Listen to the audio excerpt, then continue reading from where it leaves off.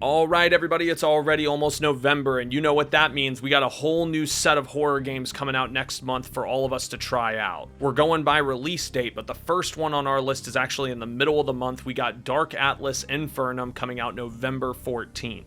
It follows the first-person perspective of someone's psychological journey going through all the floors of hell in a new survival horror experience. With hell being the setting, it seems like that psychological horror is going to be the heavy focus here with the game's narrative-driven gameplay. Night Council Studios has put out a few games before this with positive reviews, but nothing notable or critically acclaimed, even from the Steam reviews. Most of them are just positive or mostly positive. I chose this game though because of the studio's established record and that the concept alone caught my attention.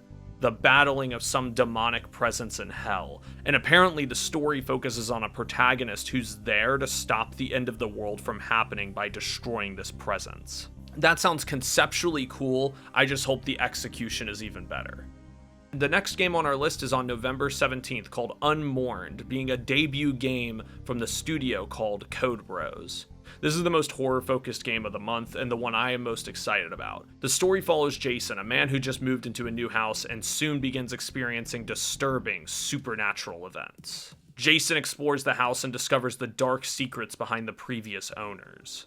There's going to be tons of hallucinations, mysteries unfolding, and the whole point of the game is that you won't be able to tell what's real or what's in your head. Code Bros is enhancing that self-doubt feeling through their new sanity system that is straight from games like Amnesia, where you go more crazy as you stay in dark areas. According to the game's Steam page, there's random psychological events that will be so random that if you decide to play the game back to back or talk to somebody else about it, you will not have the same experience playing through the story. That's according to the Steam page, at least. I picked this one because it's by far the scariest looking thing to be releasing this month. It's probably the most looked forward to horror game of November. It's got the camera night vision that you use as a light, just like from Outlast, the sanity meter that is from Amnesia, and while all that doesn't necessarily sound original, it'll still be interesting to see what Unmourned does, taking all these mechanics from some of the most popular horror single-player games of the last decade, and what it can do with those mechanics to spin them in a unique direction. Hopefully Code Bros knocks it out of the park on their first game, but who knows? I'll be reviewing it on the day it comes out though. On the same day, November 17th, we have a solo dev project from Mert Callahan. I don't think I'm saying that right. Whatever their name is, I don't know how to pronounce things to save my life. The game is called Lockyourdoor. This is a 1 to 4 player co-op game where all your friends are searching for their lost buddy Darwin. You gotta work together fast because the longer you play the game, the more threats are going to appear around you and the less light you're gonna have to see where you're going. That also tells me that this game will be a lot harder on solo than it will be on co-op. That mechanic of the light getting worse as you play through the game and the threats appearing more often, that to me is going to make or break Lockyourdoor. That's either going to be the most incredibly annoying element that'll break the game and make it a slog of trial and error frustrations, or it's going to be the highlight of the game that's going to make it more intense for you and your group to navigate through and find your buddy. It seems like it'll be the type of game that'll be fun for a few hours with friends, or it'll be astronomically terrible and nobody will play it after 30 minutes. That's how a lot of these games are though. There's not many of these that are just immediately going to be critically acclaimed even before they release. Pretty rare that a game gets that type of hype. Good luck to the solo dev. Regardless of the quality of the game when it comes out, I do want everybody to keep in mind that being a solo dev is difficult work. I commend somebody for being able to even create a game, let alone make it all by themselves. Making a video game is hard work, so congrats, Mert. You did it. And it looks like it's going to be the type of game that could scratch that phasmophobia itch if you've been searching for that in another video game, even just for a couple of hours. In the broad horror spectrum, we have uncomfortable, scary horror versus fun and goofy.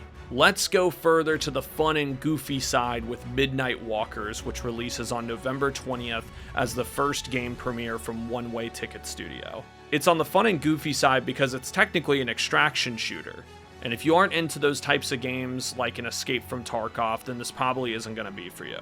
I say that warning because, to be honest, I don't really like that subgenre all that much.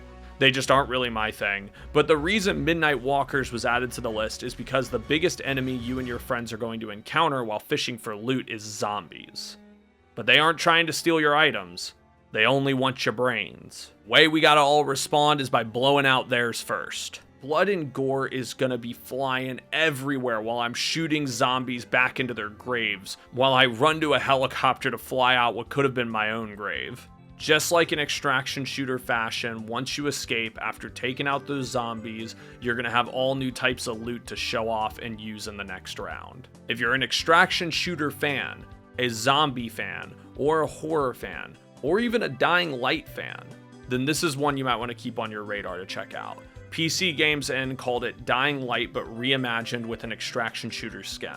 The extraction shooter coat did not appeal to me, but the Dying Light connection did.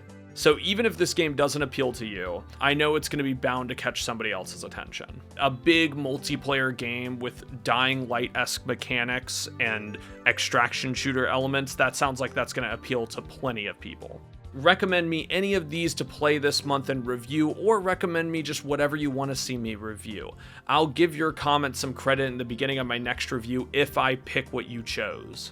Comment down below, let me know what games you've been playing. I'll see you all again for the December horror games and in further reviews, because you already know what we do on this channel. We're going to be appreciating every piece of horror this world has to offer. But I will also always appreciate you.